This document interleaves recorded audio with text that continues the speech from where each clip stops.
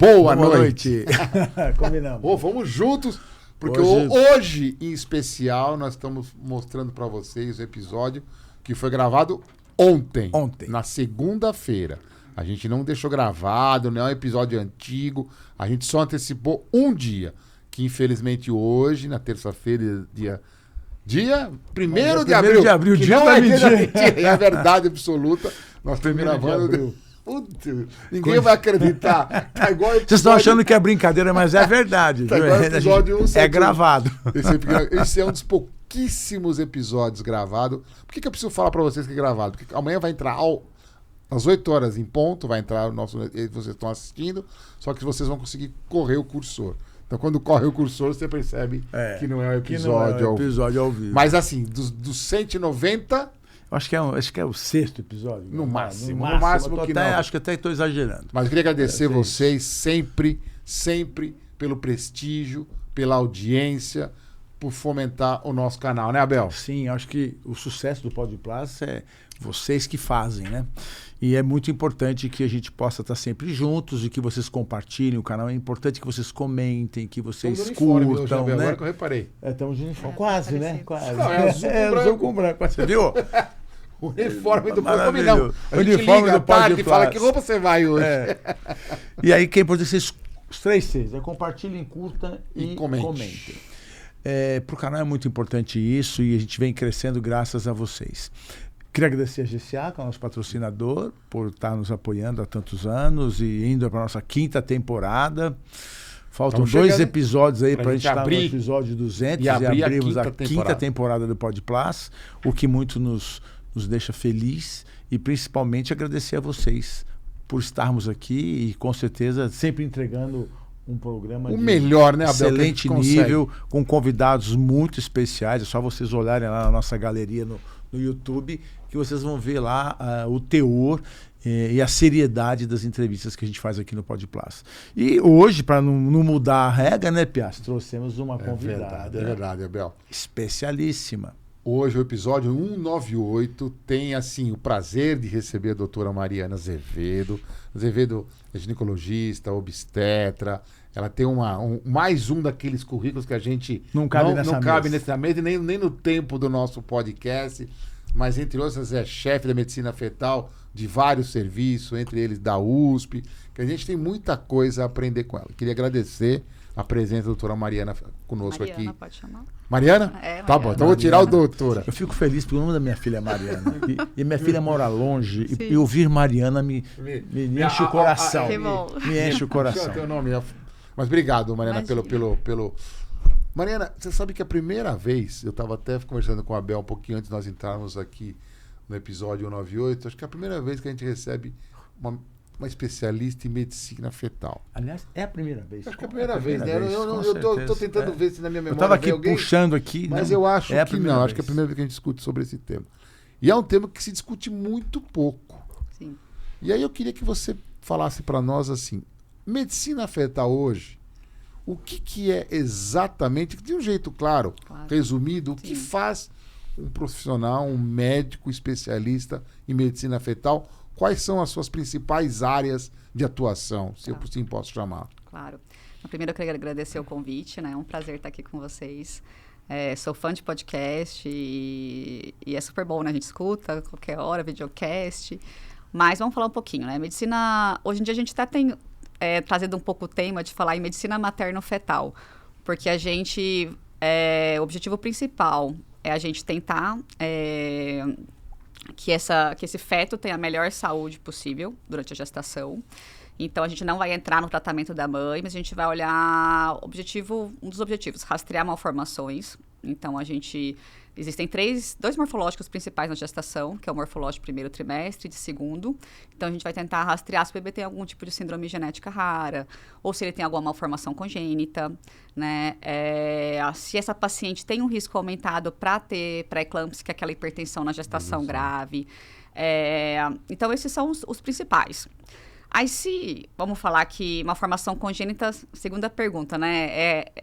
Todo mundo pensa, é muito raro. Mas, Quando você pensa numa população como o Brasil, por exemplo, a gente tem uma taxa mais ou menos aí, pegar dados do SUS, mesmo que a gente levantou agora recentemente num estudo com uma aluna minha, a gente tem uma prevalência de 8 para 1 mil nascidos vivos.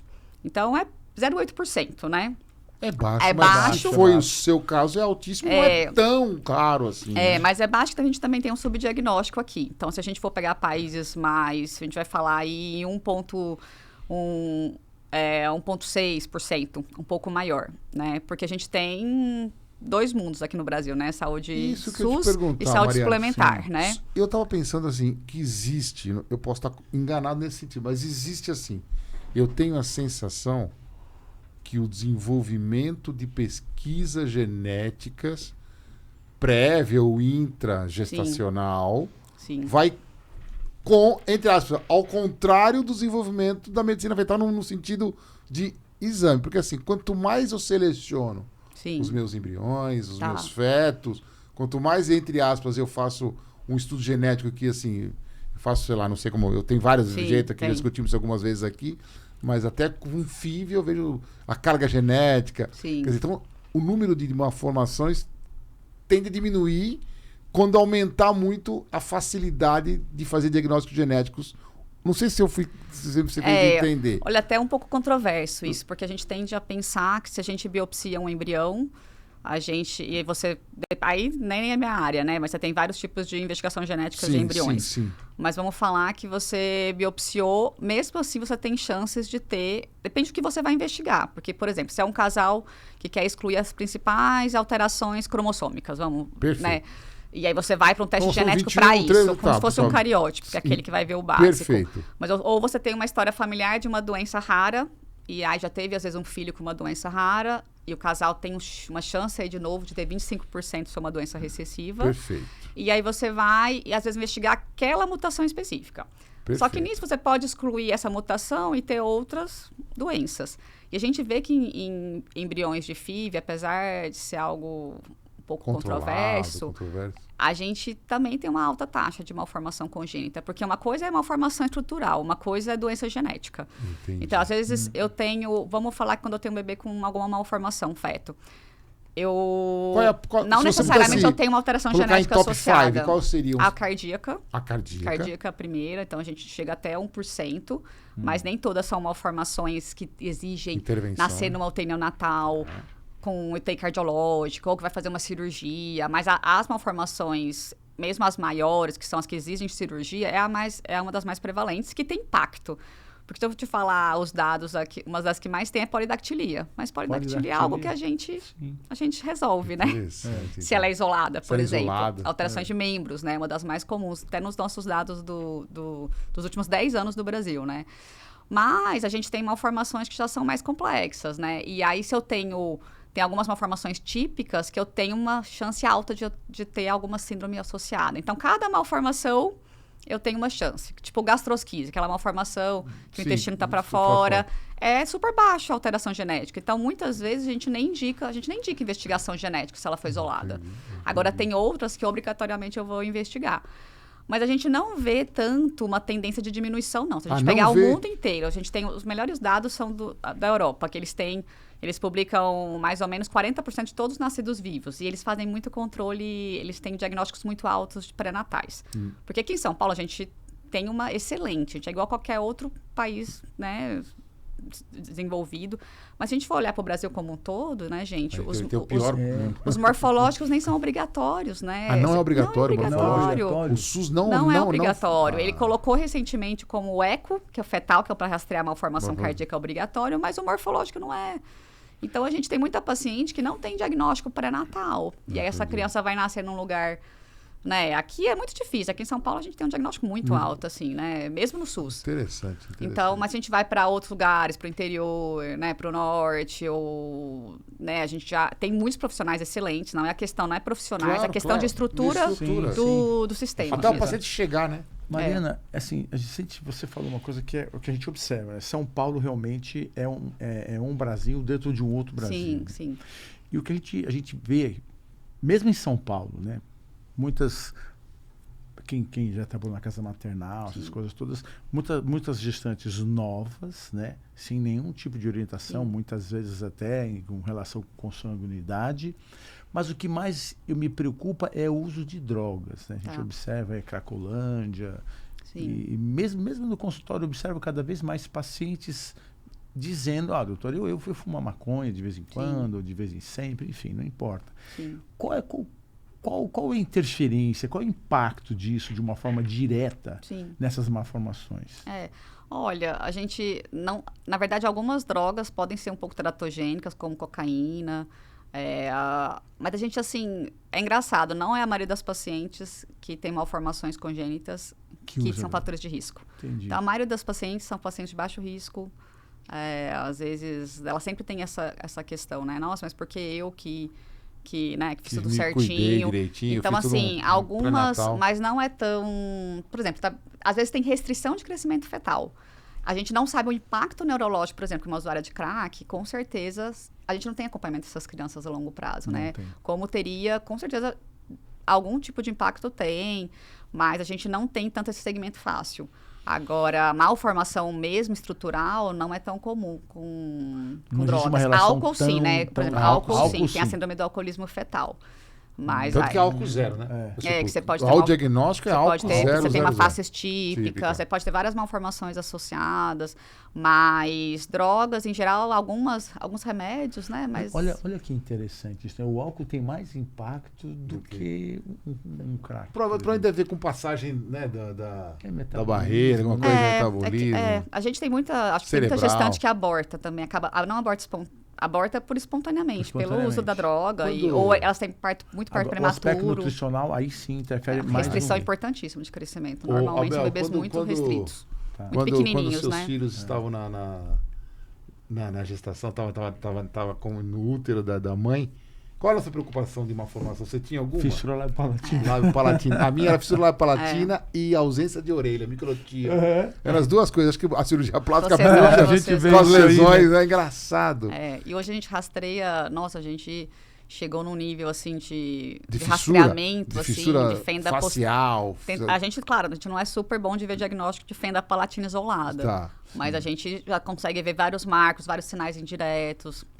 Essas malformações de face, microtia a gente olha, apêndice auricular. A gente tenta rastrear bastante coisa. Você sabe que assim, agora eu não vou lembrar exatamente a data, eu devia lembrar, mas eu peço desculpa ao Dr. Júlio. Mas o Dr. Júlio Moraes Besteiro, que é um cirurgião plástico da USP, acho que em 82, eu posso estar enganado, quando ele defendeu a tese de doutorado dele, foi cirurgia fetal. Sim. Em 1982, ou seja, há 43 anos atrás. Sim. Correção de lábio para... Exata. A minha pergunta, eu não vejo falar nada de cirurgia fetal por aí. Tipo, eu vejo, por exemplo, o sírio-libanês. Acho que nunca vi uma cirurgia fetal lá no hospital sírio-libanês. Tipo, tirar o feto, operar o lábio.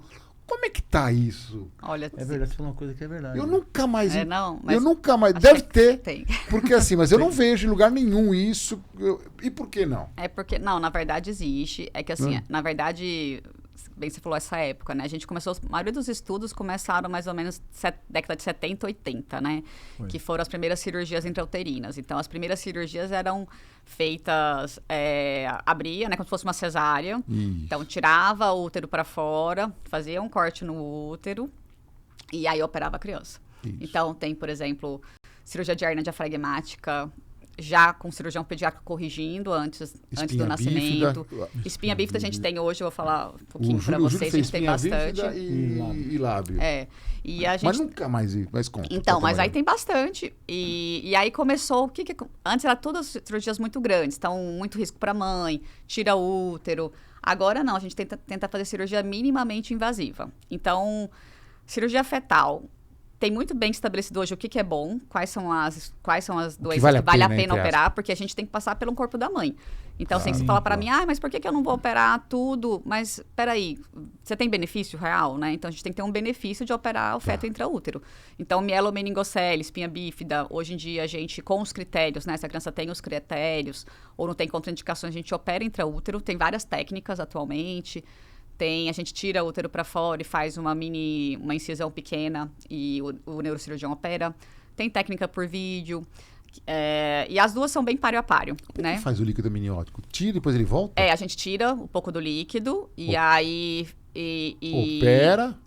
Depois... né? Fixa a membrana, depois fecha esses pontos e aí insere um pouco de líquido amniótico. Mas o próprio feto depois vai refazendo.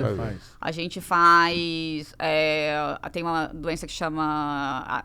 claro, a hérnia diafragmática, né? Que a gente faz... A gente não faz a cirurgia de correção da hérnia, mas a gente tenta melhorar a sobrevida da criança. Então, a gente coloca um balão na traqueia, né? Por fetoscopia, como se fosse entubar. Igual a gente entuba o adulto, a gente entuba o feto. Né? Então, a gente vai, entuba, passa pelas cordas vocais, chega na traqueia e coloca esse balão. Aí, deixa 6 semanas e depois retira esse balão e esse pulmão cresce, melhora e aumenta a sobrevida. A gente tem tanto no sistema público quanto privado. Agora, a gente está com um problema com o material, mas está em breve para retornar. Tem cirurgia de... Palatina, fissura, não. Essas não, porque não vale a pena. A gente não opera porque... Que nasce sem cicatriz. Eu vou melhorar a sobrevida da criança? Não. Então, esteticamente, sim. É só estética. Esteticamente, né? Vocês sabem muito mais bem que eu, a né? cirurgia fica boa, mas assim... Interessante. Mas me fala uma coisa, por que não tem? Onde que se opera essas crianças? Porque não tem nas maternidades, por isso que você... na maternidade? Não tem no hospital, não tem no Sírio, né? Onde tem? Tem na Promatre... Tem na Santa Joana, tem no AIS, tem na Reddor, tem no SUS. No HC a gente tem um centro super grande de cirurgia fetal. A gente faz todas as cirurgias lá no HC. E é o cirurgião, é você? A gente opera. Eu opero junto com o especialista da área, por algumas exemplo. são só nós. Por exemplo, se eu não estou operando, se eu estou, por exemplo, nessa de hérnia, não precisa é só a gente. Essa hérnia da especialista em medicina fetal. Tá. A gente opera muito casos de gestação gemelar que complicou. Então, lembra quando tem aquela placenta única, que é a monocoriônica? 20% das gestações gemelares com placenta única podem complicar. E às vezes elas complicam por uma síndrome que chama síndrome da transfusão feto-fetal. E aí, esses fetos ficam com muita discordância de líquido amniótico. Um sem líquido e o outro com muito líquido. Dependendo do estágio que tá, a gente indica a cirurgia. E o que a gente faz? A gente não opera o feto, a gente opera a placenta. Entendi. A gente vai lá com uma câmerazinha, vai com uma fibra de laser e vai queimando os pontos de conexão. Como se eu quisesse dividir essa placenta que ela é unida. Entendi. Então, depende da cirurgia. Tem cirurgia que é indiretamente eu quero melhorar a criança, mas eu não estou operando ainda. O problema vai ser operado pós-natal. E... que a gente opera intraútero mesmo com evidência científica é a correção de mielomeningocele. E algumas cardíacas que, dependendo da malformação cardíaca, é bem raro, cirurgia cardíaca são poucos casos. Endoarterial. Na verdade é estenose aórtica, estenose pulmonar e quando você tem uma complicação interatrial restritiva, aí você passa um balãozinho. Aí tem equipe de hemodinâmica junto. Então, é a gente, a equipe de hemodinâmica e o cardiopediatra na sala. Eu não sabia que isso era uma rotina. Mas, assim, as mais comuns é o quê? Mielomeningocele, que é o que mais tem, é um dos defeitos congênitos muito comum. E qual que é o resultado dessa cirurgia da mielomeningocele? Na verdade, assim, tudo é um multifator de variável. Eu converso muito com a nossa equipe da neurocirurgia, mas... A gente tem uma melhora, a principal indicação dessa cirurgia de miela, a gente diminuir a taxa de derivação ventrículo peritoneal, que é aquele, né, o shunt aí, para quem não é da área, coloca da derivação do ventrículo pro intestino, pro peritônio, e aí a gente reduz mais ou menos, sem a cirurgia, se você faz a cirurgia pós-natal, eu tenho uma taxa de 80% de derivar. Se eu faço intraútero, eu tenho 40%. Então, a gente nunca é 100%. Mas, assim, em relação à parestesia, melhora paralisia, um pouco a parte motora, menos evidência, mas aí depende do nível da lesão. Então, se eu tenho uma lesão muito alta, ou a criança já tem, por exemplo, dentro do ultrassom, ela já tem os membros mais com a musculatura da panturrilha menor. Então, assim... Aí tudo depende das variáveis. Mas mesmo assim, eu tenho uma melhora motora. Porque nós operamos. O Abel operado também... Para fechar não é fácil. Não. Sim, quando roda retalho. No intraútero, todas as vezes consegue fechar tranquilo? Não, aí depende, Alexandre. Por exemplo, se é um feto que tem uma coluna super tortuosa, a gente contraindica. Entendi. Já teve cirurgias que eu contraindiquei de várias pacientes. E aí, tanto que depois a neurocirurgia...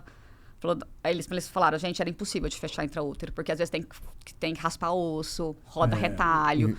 Claro que você pode fazer algumas coisas, né? Hoje a nossa equipe já está super treinada, então a gente às vezes abre cortes nas laterais, né? Para fazer relaxador, neurocirurgião, incisões relaxadoras. Isso. e consegue fechar, mas assim, tem contraindicações. Se o bebê tem outras malformações associadas. Então, tudo é uma balança de risco e benefício. Eu sempre falo isso para os pacientes. Então, assim, se o seu risco é maior ou se esse feto eu não tenho benefício, a gente não... A não ser em âmbito de pesquisa, aí tudo bem. Em âmbito de pesquisa você pode fazer e tentar fazer algo inovador. Mas tem que ter muito cuidado nessa área de ser, ser muito correto e ético, porque senão você também... Vai indicar você tem um monte de complicação, né? Trabalho de parto prematuro, a bolsa rompe. Agora, qual o índice de complicação? Depende de cada cirurgia também. Mas as principais são romper a bolsa antes da hora e trabalho de parto prematuro. E eu ainda tenho um risco de óbito fetal, né? Dependendo. Na cirurgia, inclusive. Na cirurgia habitualmente, a perda do feto, ele é na cirurgia, imediato, tipo 10 dias depois? Ou tem tudo? Tem tudo, assim. Tem casos que a gente nem soube explicar, por exemplo. Mas por quê, né? Que aconteceu, né? No cirurgião não sangrou, mas é a minoria. Quando a gente mesmo pega, se você for ver na literatura, mesmo nossos dados do HC, que a gente tem bastante dado publicado já, a gente tem baixa incidência. Mas nada é isento, né? Eu posso fazer uma cirurgia, por exemplo, né? E aí, 2 dias ela rompe bolsa. Aí eu tenho um bebê prematuro. Interessante. E complicado. Então, Mariana, assim, por isso que eu tenho que indicar... Assim, a gente, quando opera meningomielocele, o paciente já nasceu, é difícil, porque a pele não difícil, vem. A retalho é complicado. Eu imagino o intraútero. Então, tem casos... Quando eles estão menores, a lesão vai ficando cada vez. Mas a gente sempre avisa quem opera com a gente lá no HC, o cardial, né? Que também é do formato. E aí a gente já fala, a gente acha que a lesão é assim. Aí tem uma que eles falam, nossa, mas... Não tem nenhum plástico. Tem umas HC fazendo com vocês, Mariana? Ele tá super... Então, depende da equipe. Eles rodam muito bem. Às vezes eles chamam plástico, né? Nos pós-natais, em alguns casos. Mas aí deve ser tipo interconsulta, só não deve ter um plástico hoje. Eu fui lá do HC, mas eu não lembro de alguém que... Normalmente eles já deixam meio avisados os casos que a correção foi pós-natal. Porque tem paciente que chega tarde, né? Aí, ou tinha contraindicação. Então, tem crianças que ainda são operados pós-parto. Né? Quantos meses? A gente faz a cirurgia até 26 semanas. Hoje em dia tem até um estudo interessante no México que fez até 27 semanas e também teve as mesmas taxas boas. Então, se uma paciente chega muito tarde... Mostrando as vantagens do intraútero do pós-parto imediato. A maioria dessas cirurgias que a gente fala em validação foram estudos randomizados. Então, esse foi um estudo feito nos Estados Unidos, da Mielo, e eles compararam os 2 braços, chama MOMS Trial, né? Que era Mielomeningocele Repair, né? E eles compararam, e aí foi nesses que tem esses dados. E nossos dados, por exemplo, mesmo quando a gente publica, tem outros grupos aqui em São Paulo, os dados são bem semelhantes. Então, também validado da mesma forma. Uma outra coisa que, assim, voltando um pouco no diagnóstico, você falou do morfológico. Eu lembro do morfológico quando minhas filhas fizeram. Sim. Já estão um pouquinho grandes, mas não muito grandes. Uma está com 16 e uma 19. Mas já mudou bastante. Mas eu imagino que tenha mudado muito. Sim. E eu lembro que, assim, durante a realização do morfológico, que eu acompanhei de perto com o estresse do lábio leporino, né, da fissura lábio palatal e da microtia, alteração de orelha, eram medidas, era um monte de medidas. Sim. Um monte de medidas. Eu fico imaginando o quão... esqueci a palavra, mas técnico dependente. Sim. Porque assim, é um monte de medida completamente assim, ele faz medida manual ali. Sim. Claro que tem uma expertise do técnico, quanto técnico dependente é. Então a minha pergunta é essa. Se continua ainda técnico dependente, ou se a inteligência artificial já está fazendo a leitura dessas imagens, e se existe muito falso negativo. Ou seja, falso positivo seria ótimo, né? Tá com não sei o que, aí não tem. Mas o falso negativo, assim, como é que é? Olha, melhorou hoje? Muito, tanto pelo avanço das máquinas, porque assim, você olhar a tecnologia de 20 anos atrás e de agora, assim, as imagens são muito melhores. Então, assim, faz muita diferença, né? O aparelho que você tá. E assim, a gente nunca vai ser 100%. Então, essa pergunta. Primeira coisa, morfo de primeira, a gente rastreia 40% de malformações. 40%? Nossa, mas aí muita coisa ainda. Não, assim, inevitavelmente mas é muita coisa. Mas morfo de segundo, 80%. Porque tem malformação que não tem achado ultrassonográfico. Então, gastrointestinal. A gente, às vezes, não tem achado ultrassonográfico. Né? Então, a gente ainda não é... Pegar os melhores estudos, essa taxa. Agora, você me perguntou das máquinas, né? A gente estava até discutindo sobre isso. Já tem vários estudos com inteligência artificial, né? E a gente fica pensando, né? Vamos perder nossos empregos, né? Eu acho que não. Acho que não. Porque sempre é importante. Porque sempre o aconselhamento é importante. Primeiro, tem alguns estudos que eles estão colocando uma manta, né? Em cima do abdômen materno e começa a medir. Vai fazendo varredura e medidas automáticas. Você me pergunta. Isso. Entendi. E aí ele já vai detectando alterações. Mas isso é pesquisa, né? Primeiro que é super caro. E cada país é de um jeito. Por exemplo, no Brasil, quem faz é o médico, ultrassom. Então, é examinador dependente, sim. Então, quanto mais você vai ficando aprofundado, uma experiência, mais casos, né? Sim, você vai melhorando, né, a sua taxa. Então, a gente, né, tem muito grupo né, eu sempre tenho um monte de colegas me mandam dúvidas, manda foto, manda... Então, assim, eu sempre sou super aberta, super disponível para... Tem gente que tá em outros estados, mas a gente vai... Com certeza, as pessoas vão melhorando, sim. Mas tem treinamento, né? Então, a gente sempre... Mas tem mais falso negativo do que falso positivo? Ou não?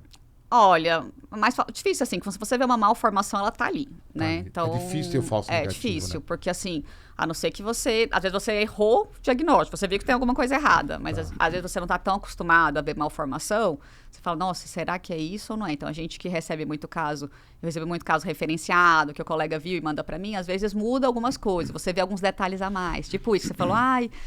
A orelha baixa implantação, tem um queixinho menor, precisa de uma tem um filtro longo. Então, grande. assim, são coisas que você já tá com aquele olho, assim, eu olho o útero de menina, para ver quando eu tenho dúvida de genital. Então, se olhar o útero, a gente olha canais semicirculares dentro da orelha interna. Você vai então, você vai aprendendo várias coisas que você vai Mariana, passando. dentro dessa visão, você, na hora que você realmente faz lá o diagnóstico de uma malformação um pouco mais séria, a abordagem com a paciente nesse momento. Porque ali é online, né? Ali não tem como você fugir da briga, né? Olha, Bel, é algo que super delicado, assim, e eu te falo bem honesto, assim, que é algo que você vai treinando. É igual porque se você atender algum... hoje em dia, eu até dei há 2 semanas o treinamento para os alunos, para os residentes lá, né, da fetal e estagiários. Como fazer de treinamento em más notícias. Então, a gente hoje tem, em medicina fetal, igual teve para oncologia, que foram os primeiros estudos, de treinamento em más notícias. Então, assim, agora falando de um jeito mais, né, assim, sem ser tão acadêmico, olha isso, assim, eu não falo durante o exame, né, porque senão, primeiro que você não acaba o exame e cria um clima. Muitas vezes a paciente percebe que tem algo, com o tempo você vai ficando mais... Eu vou falando que tá bom. Melhor, né? Eu falo que tá normal, porque eu não tô mentindo, mas assim, eu não tô falando assim, não minto, assim, está tudo bem aqui, não tá. Eu falo, olha, tem isso normal, sempre tem coisas normais, né? Sim. E aí, terminando o exame, a gente sempre, né, a gente termina o exame, a paciente senta, se ela tiver, por exemplo... em posição ginecológica porque fez o transvaginal, ela vai lá, se troca, a gente senta, acende a luz e conversa. E aí já começa... E eu sempre faço treinamento, como eu gosto muito dessa área de más notícias, e eu acho que, assim, faz muita diferença o primeiro que deu a notícia. Eu não tenho dúvida. Porque, assim, às vezes a gente tem muita queixa, como a gente é serviço referenciado, muitas pacientes, e a gente trabalha muito bebê com, às vezes, com diagnóstico de que não vai conseguir sobreviver, ou que vai a óbito. Tem todos os tipos de malformação. Tem uma formação, esqueci o nome dela, Síndrome de Edwards. Edwards. Edwards não é tão raro, né? Edwards, ela é uma das raro, mais... claro. mas ela não é tão raro. Exatamente. Ela entra depois da síndrome de Down, uma das mais comuns. Edwards é muito variável o espectro, né? Pode ser desde várias malformações ou um feto só com restrição de crescimento e os dedos sobrepostos. Não sabia, achei que era Tem sempre... casos bem leves. O espectro é muito... o espectro é bem variável, mas em geral você fica com muita malformação. Mariana, a gente vê na evolução da medicina de imagem, se assim posso chamá-la, que a gente tem cada vez mais coisas novas, tipo raio-x, depois veio ultrassom, aí depois veio a tomografia, depois veio ressonância, depois veio angiorressonância. No feto, é só ultrassom? Em nenhum momento eu vou indicar uma angiorressonância, alguma coisa assim, um exame dito mais moderno, ou seja, não sei se a palavra não é mais moderna, pelo amor... Ou não, é sempre ultrassom no feto? Olha, em geral, o ultrassom é a ferramenta principal. E vai bastar, você não vai precisar de outras. A gente usa ressonância para alguns detalhes. Tá. Então, por exemplo, às vezes a gente faz também exame de sistema nervoso central do feto. Então, a gente tem até um exame que chama neurosonografia. É só avaliação do sistema nervoso central, só focar no cérebro. Por isso que medicina fetal é tão interessante. Você pode estudar tudo. É o corpo inteiro, não fiz. É aquela medicina que você faz tudo, né? Você faz neuro, você faz pediatria, você faz cirurgia plástica. É apaixonante, porque é muita coisa. Você tem que saber das doenças e falar o prognóstico. Claro, você tem os colegas que você vai encaminhar, mas você já tem que dar tem que ter uma noção. Mas então, aí quando, por exemplo, eu tenho às vezes uma malformação de sistema nervoso, lá no 3º trimestre, eu não estou enxergando tão bem, ou tem alguns detalhes que sim, a ressonância pode ser melhor. Por exemplo, eu tenho uma lesão isquêmica que, por algum motivo, eu vejo, fez um procedimento e essa criança tem algumas lesões císticas periventriculares, ou eu estou na dúvida quanto que se afetou, a ressonância pode ser melhor, para ver evento agudo de lesão isquêmica. Tá. Ou principalmente para ver aquele desenvolvimento final do cérebro, né, o desenvolvimento cortical, a ressonância tem algumas vantagens. Mas ela também é examinador dependente. Porque às vezes a pessoa acha que vai colocar na máquina, resolveu o mundo, né? Botou na ressonância, viu tudo e... Não. Ela também depende da experiência do colega. Então, é uma troca muito legal. Eu tenho vários colegas da Neuro, no HC eu tenho outro hospital que eu trabalho, o CEPACO. Então, a gente troca figurinha. Olha, eu vi isso aqui. Eu tô pedindo uma ressonância porque eu queria que você visse melhor essa parte, que eu não consegui ver. Então, a gente tem detalhes. Você falou uma coisa agora que vou fazer uma pergunta leiga, porque a gente aqui tem direito de fazer... Fora que o feto mexe, né? Isso que eu ia perguntar exatamente isso. Como é que faz com a ressonância com o feto mexendo? Então, super complicado. Né? Super complicado. Por isso mesmo que, às vezes, a gente espera...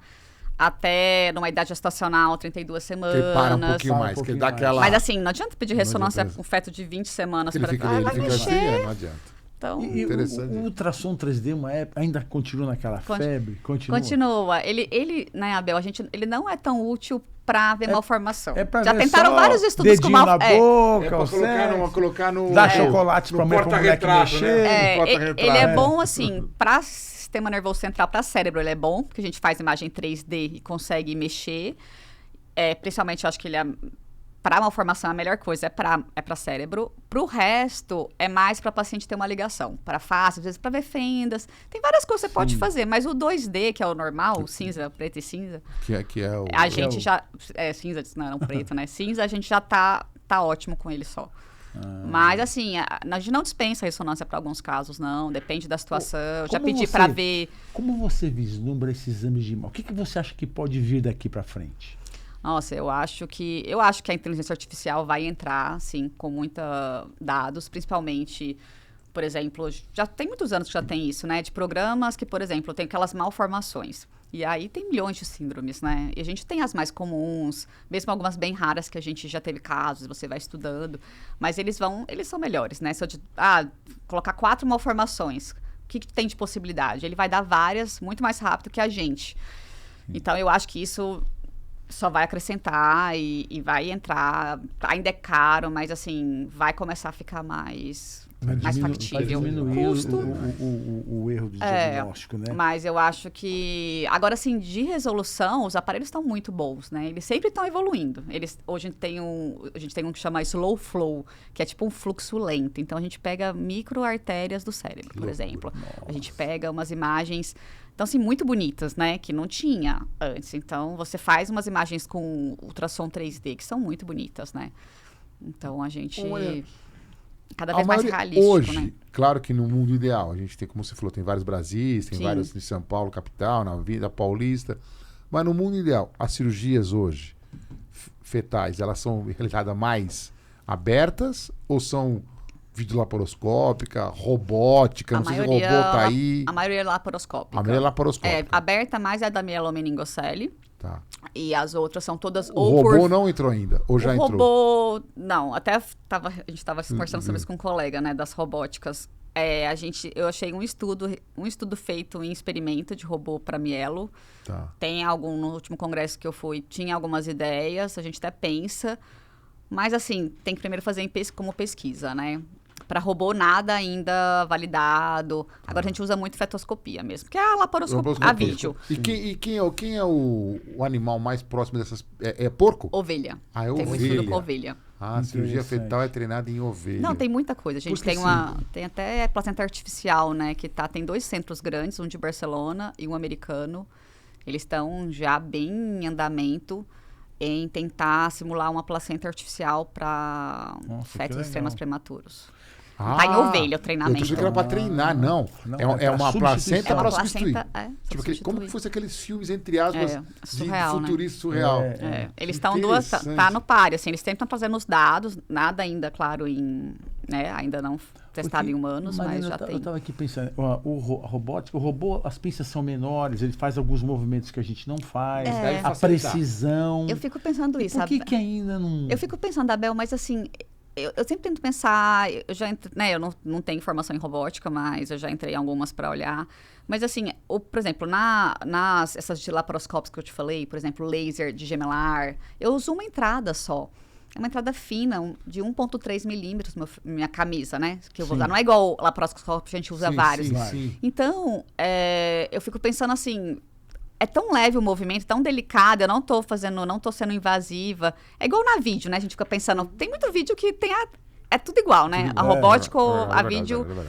Então, assim, eu acho que para algumas pode ser, talvez para Mielo a gente vai ver, mas acho que para outras não tem, porque, eu tava imaginando sabe? 4 entradas. Como... Não, a gente faz uma entrada só. Sabe, mas assim, só. O robô hoje, ele tem algumas cirurgias que ele é porte único também. Você coloca uma entrada e dessa entrada ele divide com várias pincinhas, entendeu? O porte para mama eles estão colocando porte único. Então assim, o futuro tem um robô que faz microcirurgia que é impressionante. Eu só conheço o Da Vinci. Então não é o Da Vinci, não é da Intuitive, é de uma outra marca que está fazendo microcirurgia, umas pinças ultra delicadas. E para vocês acham que aqui eu perguntando, né? Não, é assim. Vocês acham que não... A gente sempre tem... Eu tenho um pouco de medo disso, sabe, gente? Tudo é... Gente, eu adoro operar. Então, mas de um jeito muito, assim, honesto. Sim. Não sem nenhum embasamento científico, porque não tem. Sim. Mas, assim, a gente sempre tenta pegar o que mudou a cirurgia geral e tentar colocar na nossa especialidade. Tá, entendi. Só que até hoje nada deu muito certo. Deu certo. Porque assim, a gente quando veio a laparoscópica, a gente quis inventar, colocar laparoscopia em tudo. Na cirurgia facial, na cirurgia mamária. E nada, assim, 2 ou 3 continua. Um pouquinho foi a facial, mas mesmo assim terço superior. Mesmo assim, pouquíssima gente faz. Então assim, a gente tenta, mas a robótica, aparentemente a microcirurgia, porque a gente tem uma dificuldade de ficar lá com fio 11.0. Então você ficar parado num console tranquilo. Ergonometricamente seria ótimo. Sim. Então existe algumas coisas, mas é muito caro. Ainda em desenvolvimento. Estão tentando fazer grande dorsal com o robô, mas demora, meu Deus do céu. Mas tem umas coisas interessantes. O robô acho que é um futuro. Eu acho que para algumas situações sim, eu acho que tudo isso a gente vai ter que ir provando, né? Porque isso é custo-benefício, né? Tudo isso, né? A gente pesar na balança. Você falou que o Brasil está muito no cenário mundial da medicina fetal e da cirurgia fetal, assim, claro que não todo o Brasil, mas em algumas partes está extremamente bem desenvolvido. Tá, sim, muito. Tem muitos colegas bons, tem muita gente. Os pacientes, que eu não sei como eu posso falar, mas sei lá, eles tratam isso no Brasil ou ainda tem muita fuga? Não, a maioria acho que fica no Brasil. Já está ficando no Brasil. Fica no Brasil. Eu lembro que tinha muita fuga de operar fora, tentativa de... Hoje em dia não. Isso, o número isso. A gente tem que lembrar que cirurgia fetal é para minoria, né? Mas mesmo, por exemplo, para as outras malformações, tem muitos centros bons, né? Os Estados Unidos... Qual é o maior Os Estados Unidos tem algumas coisas que ainda, por exemplo, eu estudo muito hernia diafragmática e um dos campos que eu tenho mais... Trabalho muito com pacientes, com fetos. Os Estados Unidos ainda tem a melhor sobrevida do mundo. Ainda tem. Eles publicaram recentemente o estudo deles, assim, a gente não... Qual que é a sobrevida? Não sei se nós conversamos já. Não. Então, a hernia diafragmática é bem grave, né? Então, depende do... Ela também tem critérios. Tem leve, moderada e grave. Mas ela pode chegar pós-oclusão, a gente chega mais ou menos a 60% de sobrevida. Nos casos que tinham indicação, eu fiz a cirurgia e deu certo.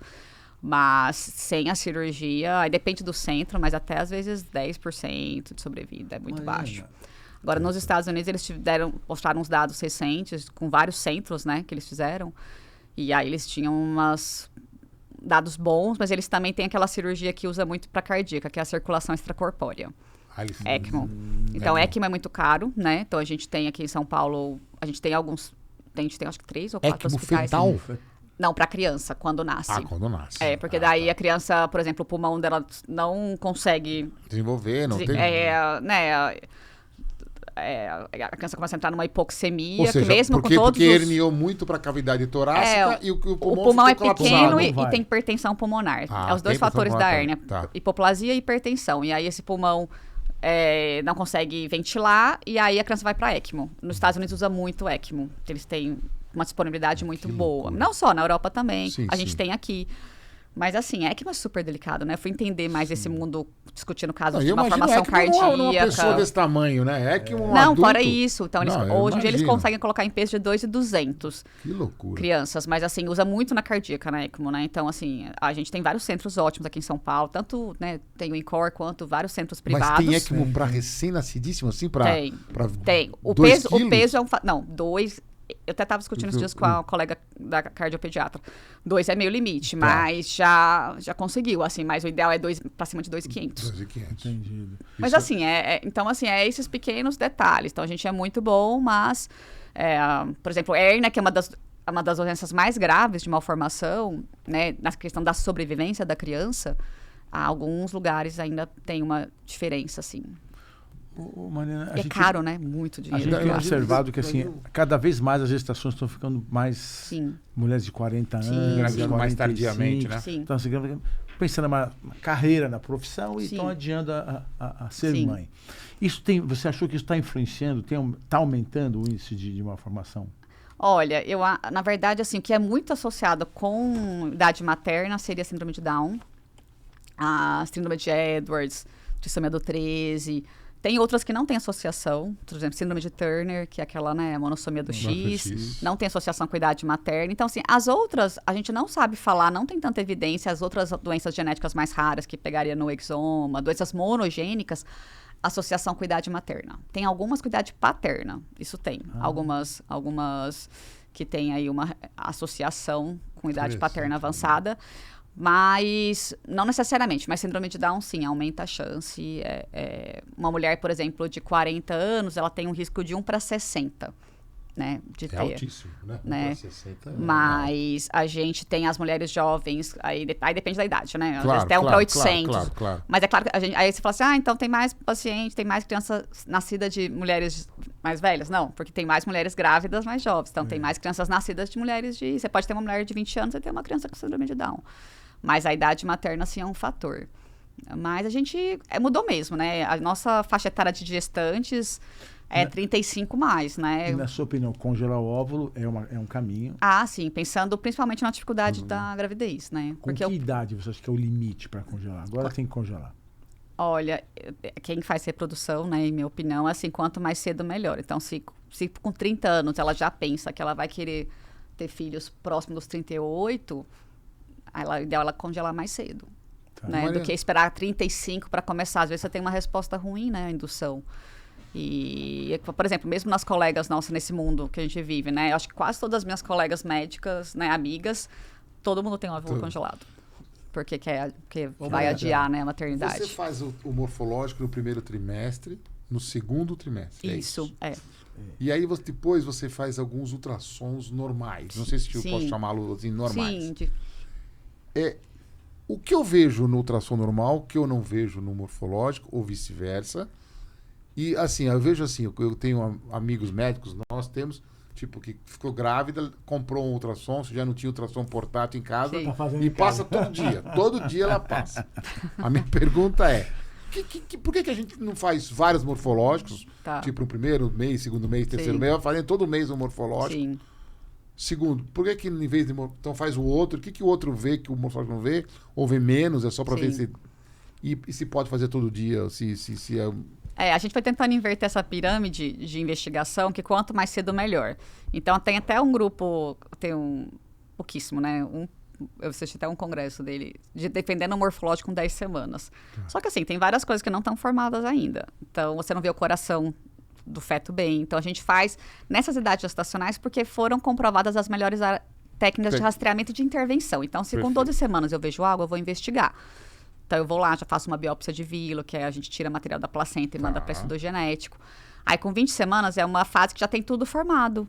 Então, eu consigo já ver também, rastrear as malformações. Por que eu vou... Aí, se você me perguntar, tem morfo de terceiro? Em alguns países tem. Na França, que é onde eu me especializei, todo mundo faz morfo de terceiro trimestre. Terceiro trimestre. Aqui, aí já tem outros grupos de pesquisa que é contra.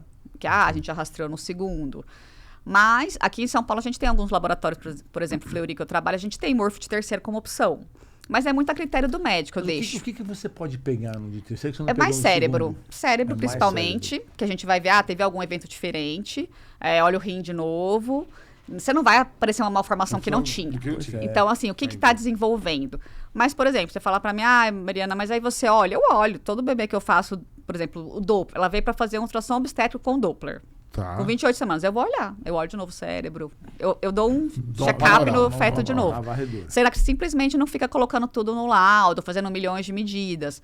Mas você olha de novo. Mas é o mesmo ultrassom, né? É o mesmo. É o mesmo aparelho. Agora, esse que o pessoal usa, tem uns pequenininhos que até compra, aí fica uma imagenzinha bem pequenininha no celular, tem aplicativo. iPad, alguma coisa mas é assim. mais pra ver batimento, né? Mas tem gente, às vezes, quem já teve perda gestacional, tem muita angústia, mas eu acho que só estresse. E pra via genitália, certeza absoluta. Claro que hoje em dia tem sexagem, tem um monte de coisa, mas assim, certeza absoluta que é menino... Certeza. Não menino, menina, se o fenótipo é...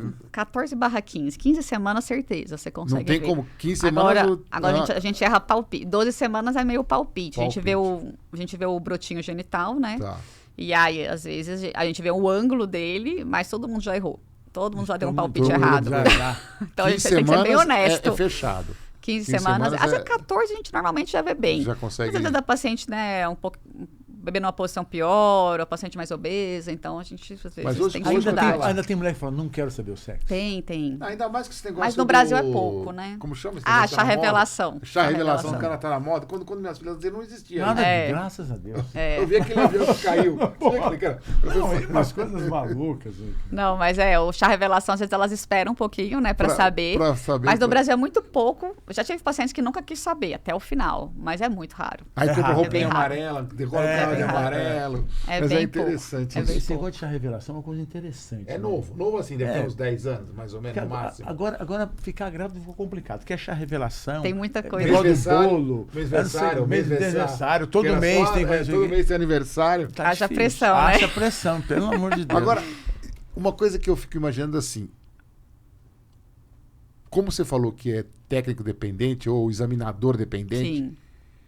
As pessoas encaminham esse morfológico, você vê mais encaminhamento que ultrassom, tipo, uma vez vesícula, fígado.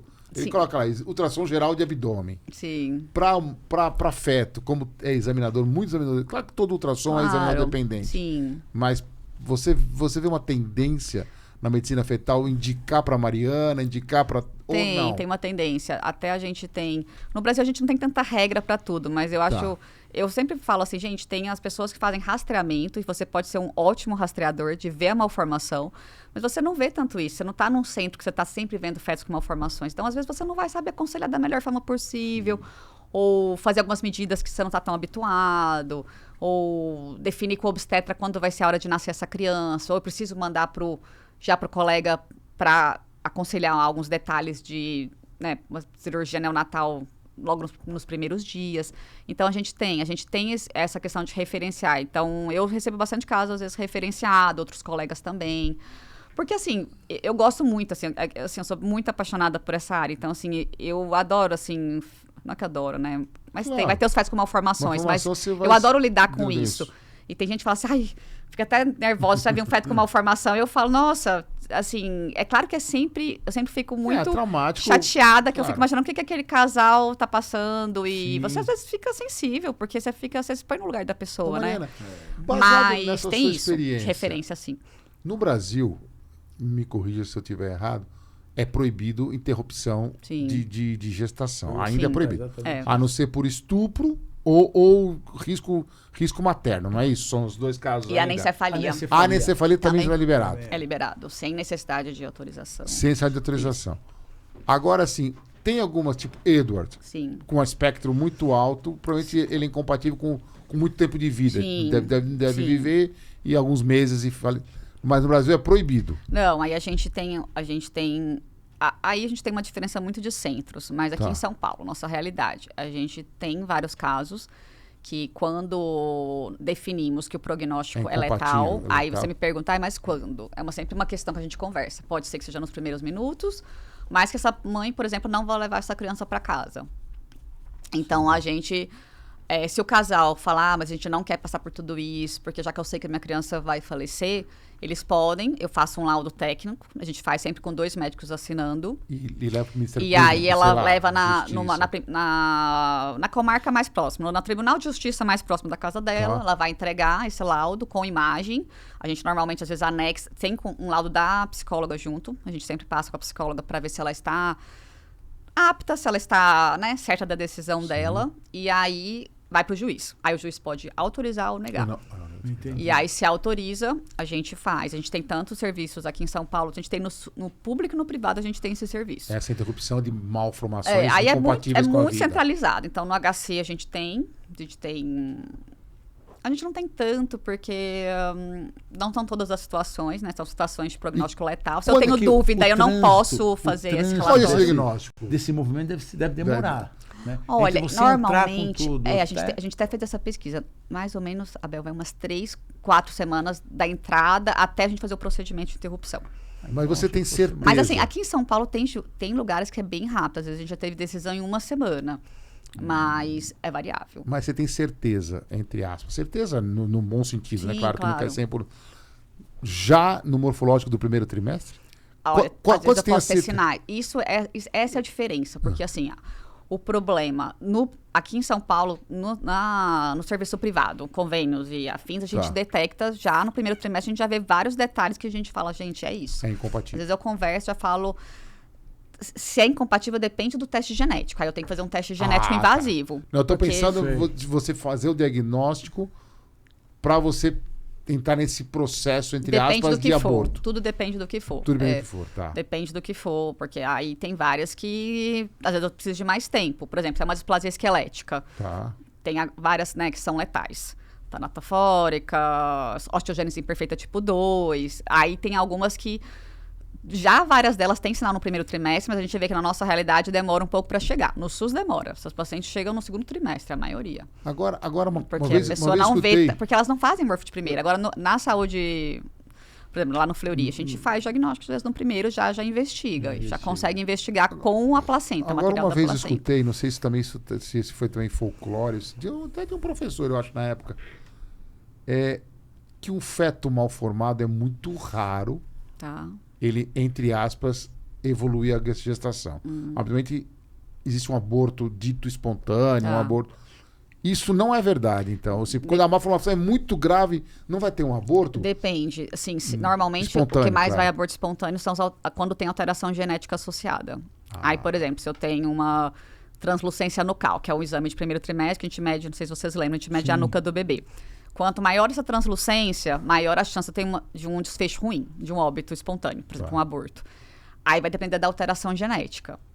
Porque, por exemplo, se às vezes eu tenho, dependendo da alteração que eu tenho baixa chance de acontecer isso. A malformação por si só, normalmente, não evolui com óbito. E é muito comum as pacientes, às vezes, virem extremamente angustiadas, porque às vezes viu uma malformação, às vezes nem era uma malformação tão grave, e aí fala, não, mas não vai evoluir. E vai evoluindo até, às vezes até o terceiro trimestre, às vezes mesmo um bebê com uma alteração genética grave, mesmo com várias malformações... Acaba evoluindo para parto e Não, muitas vezes. Aí a gente tem hoje em dia também algo que é muito importante, eu acho que na medicina que está crescendo muito, é os cuidados paliativos. Então a gente tem cuidados paliativos neonatais também. Ainda está engateando no Brasil em comparação com outros países. Mas a gente tem várias neonatologistas paliativistas, então nesses hospitais a gente tem. Interessante. E é muito bom, gente, porque assim, às vezes no caso de um... São neonatos, pediatras? A maioria é neonato. Tá. E tem também, às vezes, de UTI pediátrica. UTI pediátrica. Então, por exemplo, se eu tenho um RN, um recém-nascido, que eu não sei falar o prognóstico, às vezes é muito angustiante, a gente não sabe como vai ser.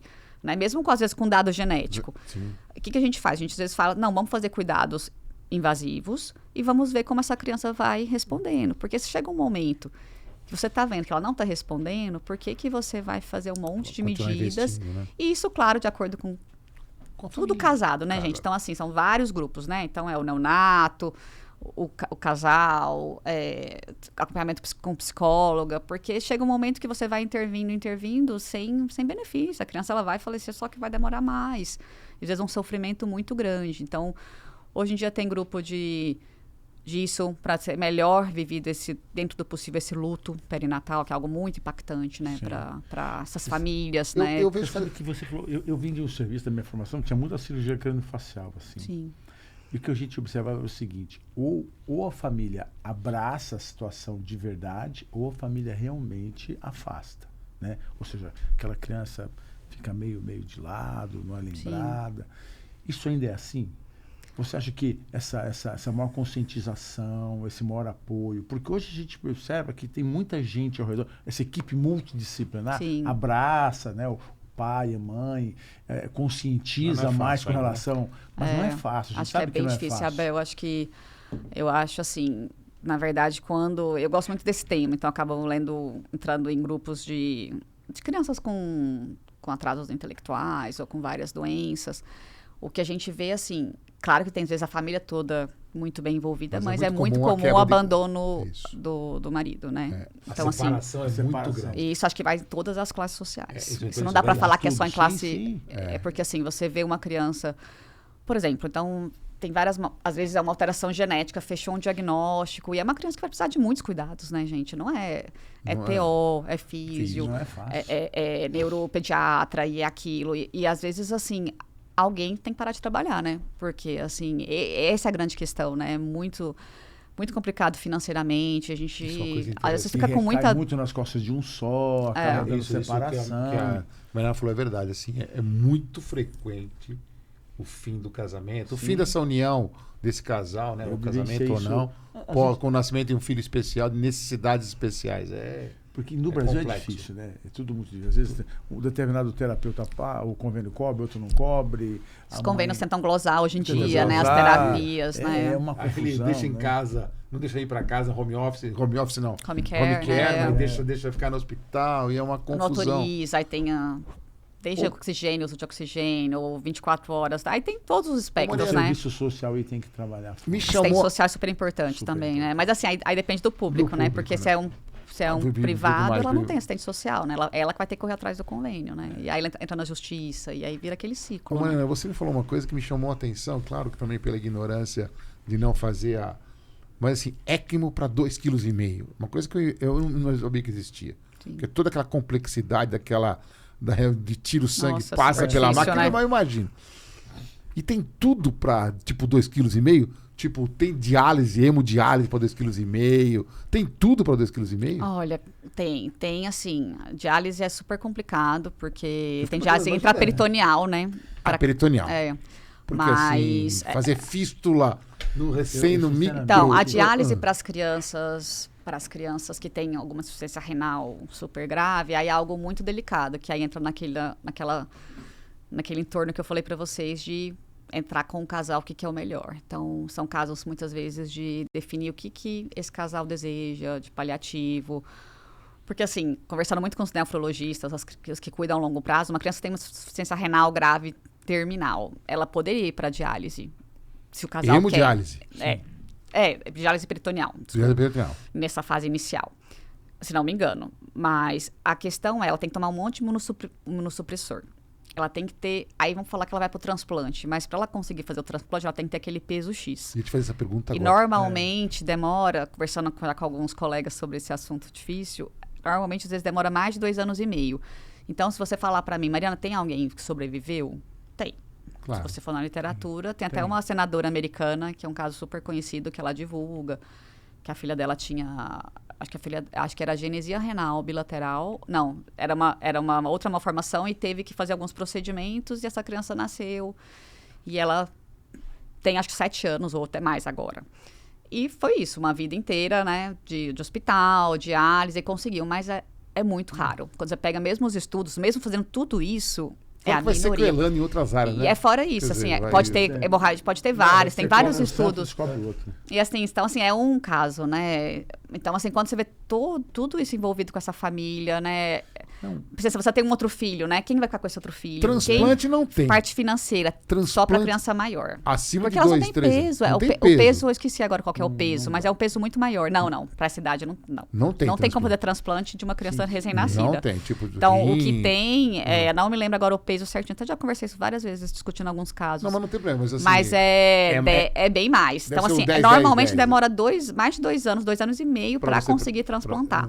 E fora, assim, imunossupressora, infecção recorrente, muitas vezes elas acabam falecendo de complicações. Então, assim, vira a vida da pessoa ao contrário. É uma discussão ética muito grande, né, gente? É muito difícil você falar, eu não estou no lugar, eu não sei o que... Eu sempre falo para os pacientes, eu não sei o que você está passando. Não tem como saber. E, Mariana, tem aquela família que fala assim, doutor, o que a senhora faria no meu lugar? Tem.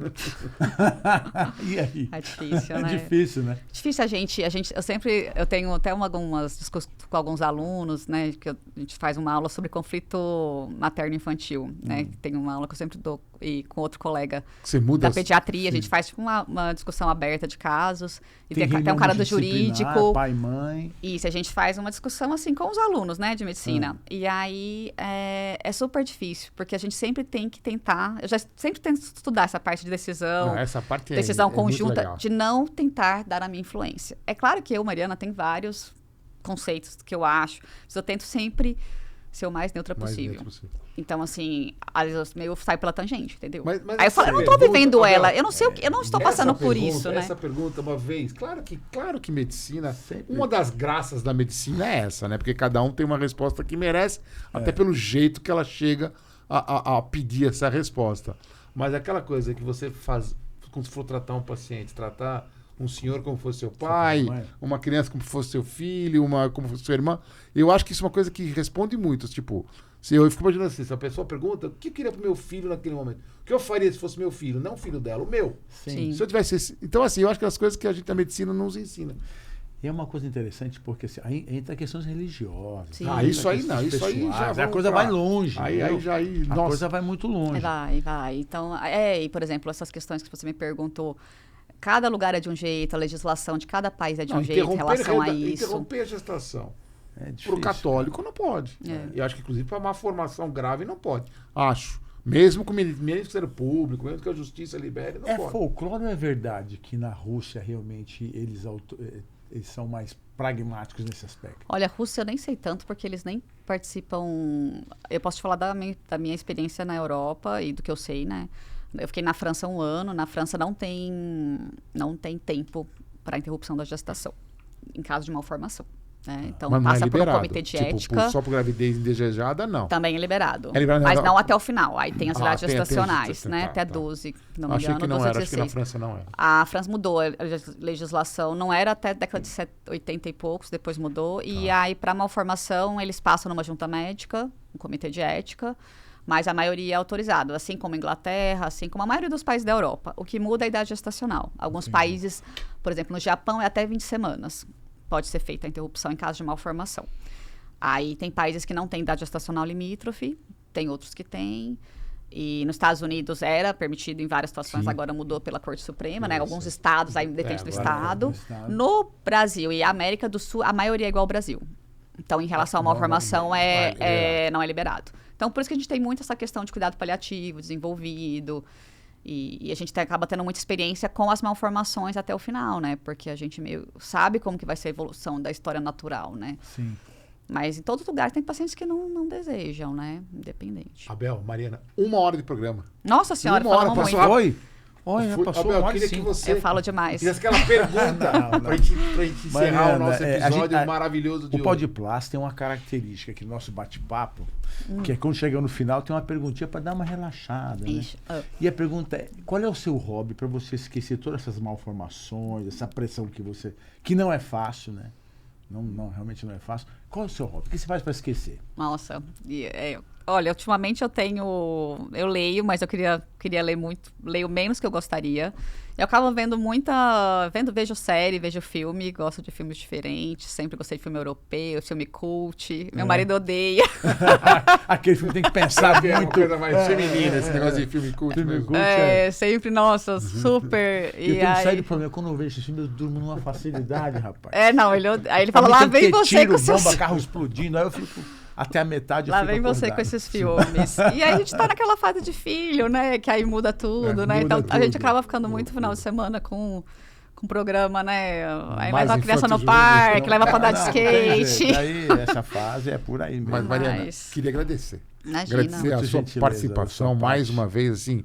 A gente fala que a gente tem os convidados e os convidados aceitam participar só pela amizade, pelo convite que o Hélio nos ajuda Sim. a fazer os convites. Ah, é, A gente quero queria agradecer agradecer o o Hélio. O Hélio é o terceiro Mais cada uma dia. vez, é o terceiro homem da... Mas você sabe de uma coisa, assim, a gente sempre brinca aqui, eu e Piazza, a gente sempre fala que nós aprendemos muito com o podcast. É verdade, é verdade. Mas hoje foi um tema que eu particularmente aprendi A gente nunca muito. tinha discutido e aprendeu Porque é um muito. assunto que a gente quase não fala, né? Quase não... É um mundo à parte, né? É um mundo à parte. É. E você realmente esclareceu e trouxe de uma forma tão clara que eu queria te Eu agradecer espero que muito. vocês tenham aproveitado como Tanto nós quanto nós aproveitamos aqui aproveitamos hoje. Pessoal, Muito obrigado, Eu que Mariana. agradeço, Mariana, gente. Foi um gentil. prazer. Obrigado, Falar viu? Mariana, pra mim foi Obrigado. muito bom. Muito Pessoal, obrigado. Gente, Lembrando que o episódio de hoje ele não está ao vivo e sim gravado. E semana que vem, no dia 8 de abril, nós voltamos com o episódio ao vivo. Muitíssimo Gente, obrigado. uma boa noite a todos. Até terça que vem. terça, se Deus quiser. E hoje é segunda-feira, hein? Hoje é não segunda. vamos. Só algumas horas a menos. É. Mariana, obrigado, Obrigada. viu? Quem tá aí? Muito O obrigado, Renan? viu? Ô, Renan, obrigado Obrigado, pela viu? técnica. Obrigada. Até terça, se Deus quiser. Terça-feira Tchau. estamos aqui. Tchau. Tchau.